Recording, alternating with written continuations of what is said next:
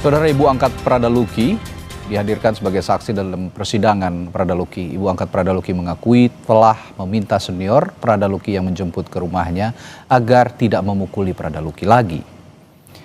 Ibu angkat Pradaluki selama berdinas di Batalion Yonif Teritorial Pembangunan 834 Wakanga Mere di Kabupaten Nagekeo mengaku melihat tubuh Pradaluki penuh dengan luka dan memar. Pradaluki sempat meminta izin untuk tinggal di rumahnya dan berpesan agar tidak memberitahukan keberadaannya. Namun senior Pradaluki ternyata sudah tahu lokasi keberadaan Pradaluki. Saat senior Pradaluki datang untuk menjemput Pradaluki di rumahnya, ibu angkat Pradaluki meminta agar anak angkatnya itu tidak dipukuli lagi. Berangkat tuh saya sempat pesan deh Iya. senior-seniornya itu. Pesan apa, saksi? Waktu itu saya pesan, terlepas kesalahan apa yang dia buat, tolong jangan dipukul lagi anak mama. Kasihan dia sudah luka-luka semua begini. Pesannya ke siapa? Ke seniornya. Siapa yang ibu saksi pesan namanya? Waktu itu mereka ada berapa orang di ruang tamu itu. Yang lainnya di dapur.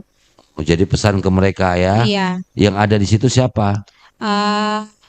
Tommy Awi, Om Yafet. Tommy Awi. Iya. Ibu ada lihat itu ada di barisan terdakwa orangnya? Ada. Yang mana? Yang pertama. Yang pertama. Iya. Yang lain? Yang lain Tidak. Itu iya. pasti. Coba ibu lihat ya terdakwa satu. Iya, betul. Iya ibu. Iya. Saudara, Pradaluki Namo meninggal diduga dianiaya seniornya. Pihak keluarga menuntut para pelaku dihukum berat. Dan malam hari ini kita ulas kasus kematian Pradaluki ini bersama mantan Kapus Pen TNI Laksda Purnawirawan Iskandar Stompul dan peneliti senior imparsial Al-Araf. Selamat malam Pak Is. Selamat malam Mas Radi, apa kabar nih? Baik, alhamdulillah. Dan juga Mas Al-Araf, selamat malam. Ya, sepertinya belum dibuka audionya, Bung Al-Araf. Oke. Selamat malam Mas. Selamat malam. Saya ke Pak Is dulu nih. Pak Is, ya seperti kita tahu sidang sudah berjalan, saksi juga sudah diperiksa semua. Tapi yang jadi poin pembicaraan publik akhir-akhir ini adalah tuntutan keluarga yang menuntut hukuman maksimal. Nah, alih-alih hukuman maksimal itu tapi diungkapkan oleh auditor maksimal hukumannya 9 tahun penjara karena diduga menganiaya hingga menyebabkan kematian. Apakah tuntutan keluarga kira-kira bisa dipenuhi nggak sih Pak Is kalau melihat konteks pelanggaran yang dilakukan oleh para senior Pradaluki ini, Pak Is? Oke, jadi yang pertama sekali saya mau nyampaikan turut berduka cita yang dalam kepada keluarga besar almarhum Pradaluki, orang tuanya, ibunya dan keluarga besar. Kita prihatin semuanya, apalagi kami ini senior dari keluarga besar Luki. Jadi turut berduka cita yang dalam. Jadi masalah hukuman ini kan sudah ada ya di KUHPM itu loh, ya kan 131 memang demikian. Oke. Nah, ini nanti tergantung dari auditornya pada saat dia itu menggelar semua ini nanti kan, apalagi kita lihat kan 22 orang dengan ada seorang perwiranya ya. Nah, itu nanti akan semuanya kan dibedah habis. Nah, di situ mungkin apakah bisa lagi pindah ke yang lebih berat seperti hukuman mati dan sebagainya, itu saya tidak begitu paham banget tentang hukum ini. Tentunya mereka-mereka yang bisa menceritakan itu. Di sini saya mau menyampaikan mungkin tadi masalah hukumnya. Tentunya ini semuanya ada sebab akibat. Ya, tidak mungkin Pradaluki ini bisa sedemikian rupa. Dia disiksa, dia dibantai dengan 22 orang berhari-hari, sudah ke ibu angkatnya, kembali lagi, taunya masih lagi akhirnya meninggal. Nah, tentunya ini ada sebab akibat. Ini yang perlu diperhatikan menurut saya. Sebab akibat mungkin kita kotakan. Sebab akibatnya ini apa nih?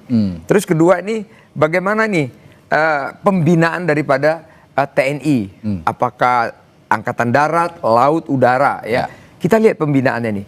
Karena kalau saya lihat begini, memang pendidikan atau budaya di TNI itu sangat berat, sangat keras.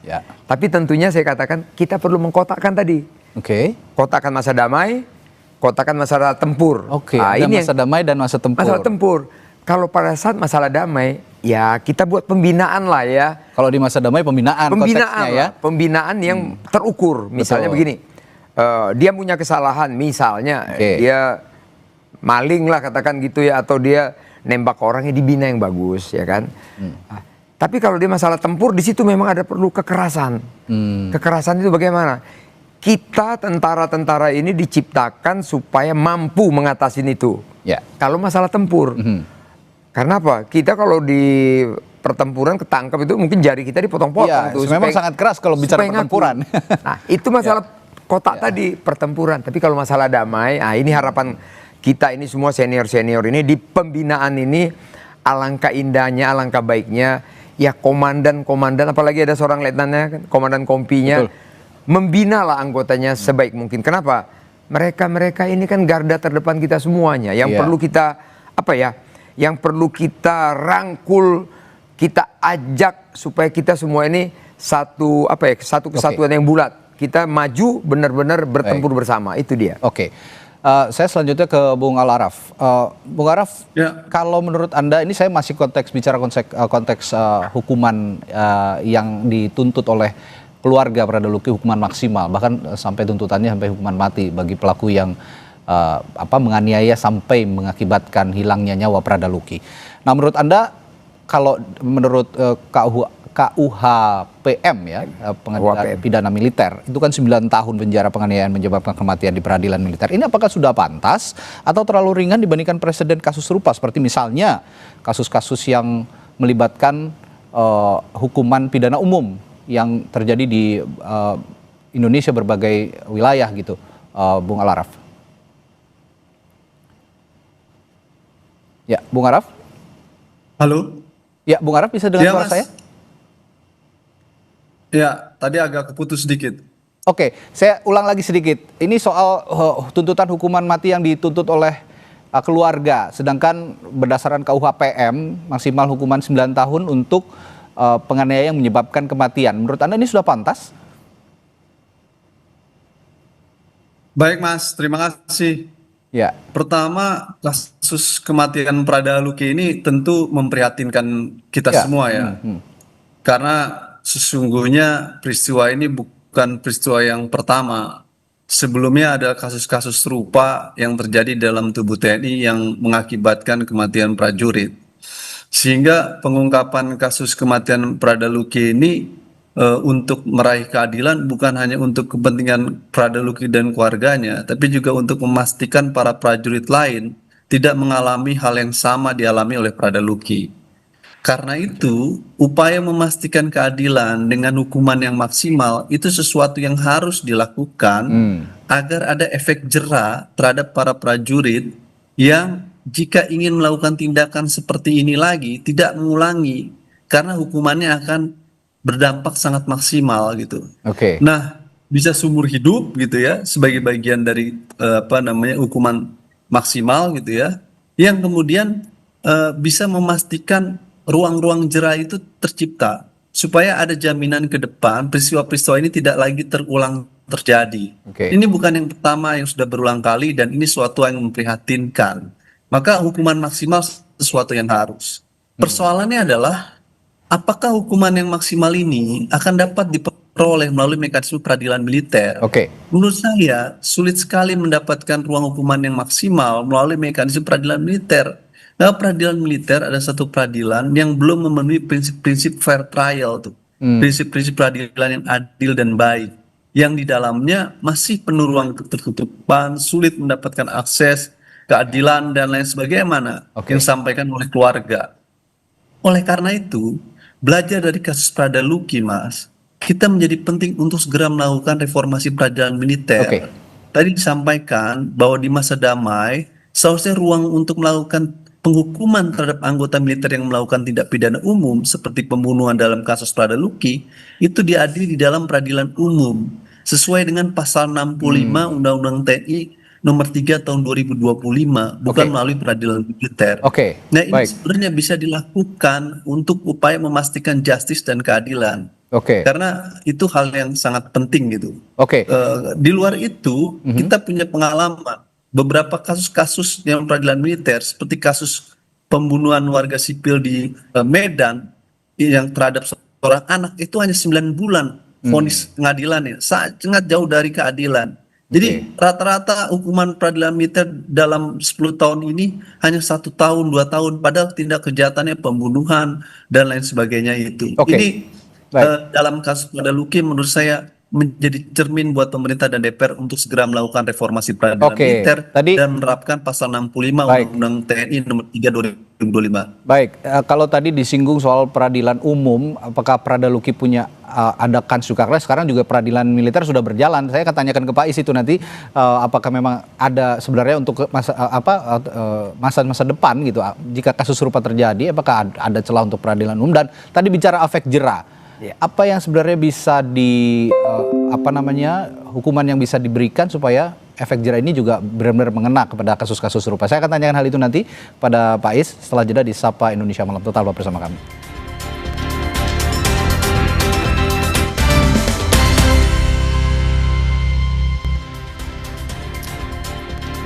Masih mendiskusikan kasus hukum yang melibatkan para personel TNI yang diduga menganiayai Pradaluki hingga tewas yang sekarang masih dalam masa persidangan. Saya tadi bertanya ke Pak Is, tadi Bung Al-Araf sempat menyinggung soal efek jera begitu ya. Kalau memang efek jera ini dibawa ke konteks hukum, kira-kira hukuman yang sudah ada di dalam peradilan militer sekarang, menurut Pak Is sudah memberikan efek jera buat para prajurit yang melakukan pelanggaran? Ya, harusnya ya. Orang yang sudah dihukum, apalagi saya dengar ya, saya kan ngikutin ya, sidang ini saya mengikuti, akan dihukum 9 tahun dan dipecat. Oke. Nah, saya mau itu biasanya ada hukuman tambahan nanti dipecat. Dan dipecat gitu. Nah, harusnya orang masuk tentara itu adalah satu kebanggaan, pride dari keluarga besar. Inilah kami. Sehingga manakala dia berbuat sesuatu perbuatan yang tidak terukur sehingga membuat orang mati, katakanlah begitu, ini akan membuat efek jera kepada yang lain. Menurut saya 9 tahun sudah akan membuat efek jera. Kenapa? Ini kan bisa dikatakan bersama-sama ya. Ini kan 22 orang ya semuanya ini.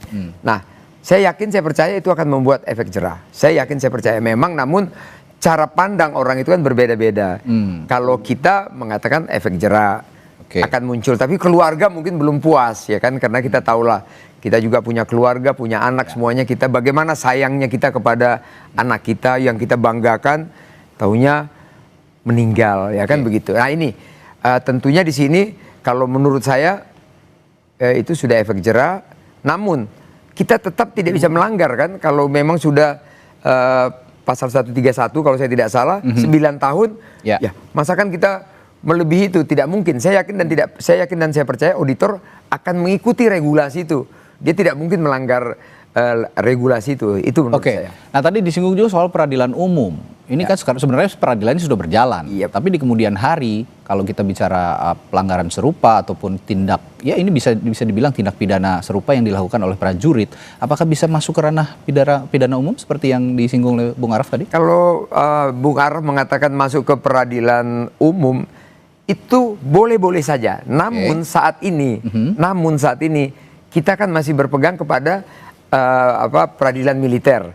Bila mana seperti yang kata Bung Araf tadi memang mau dikerjakan atau diadili di peradilan umum, tentunya regulasi undang-undang harus dirubah dulu. Nah itu kan mungkin dengan mekanisme yang ada, dengan mekanisme yang harus kita patuhi. Itu menurut saya nggak ada masalah.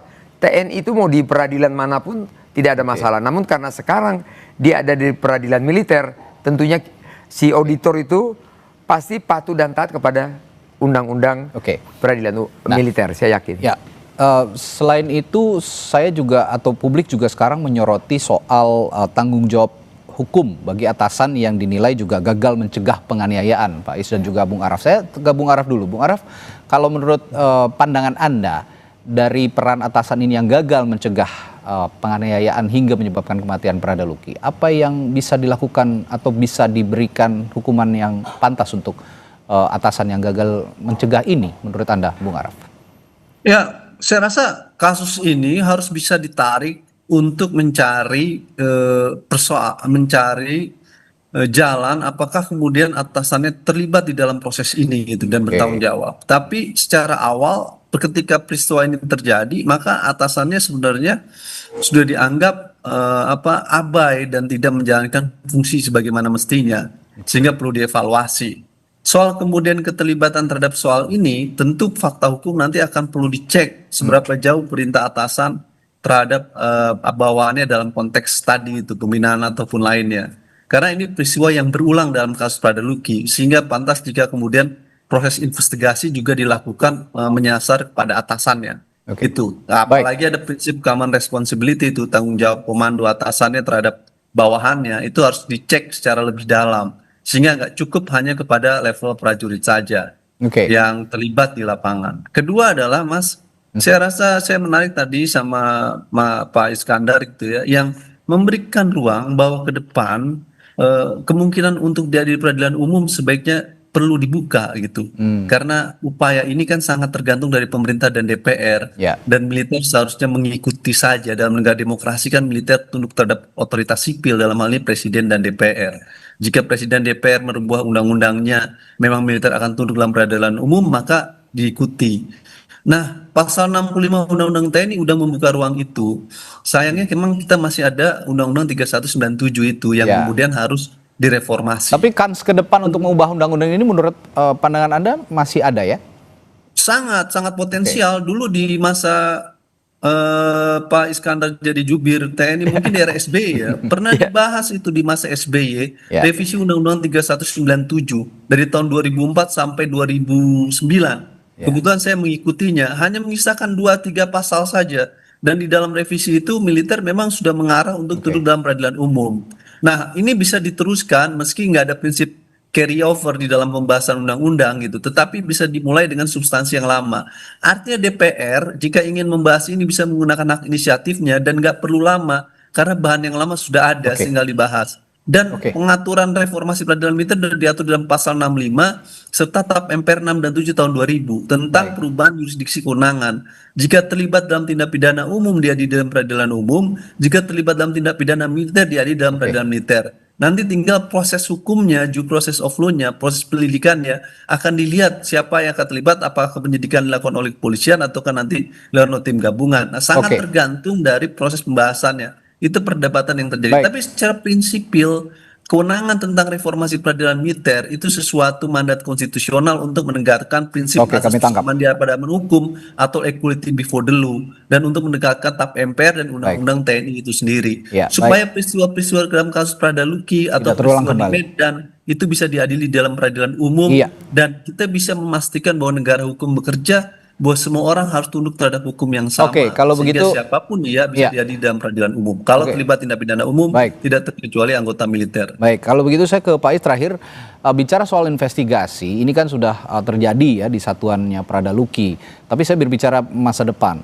Investigasi, singkat saja Pak Is. Kalau memang bicara investigasi, apakah TNI perlu untuk menginvestigasi semua satuan, lalu juga semua matra misalnya, agar hal-hal seperti ini juga tidak terulang? Kalau kata Pak Is tadi kan harus dikotakkan antara masa damai dengan masa tempur. Nah, akan ada perlu nggak TNI melakukan investigasi? Kalau saya yakin dan percaya, apalagi dari juru bicara Mabes AD ya mengatakan bahwa akan diadakan ya tadi pembekalan edukasi lagi kepada seluruh prajurit. Saya yakin akan ada itu. Saya yakin, saya percaya karena udah ada statement ya. Namun di sini ada sesuatu yang mengganjal sebenarnya. Mengganjal itu apa?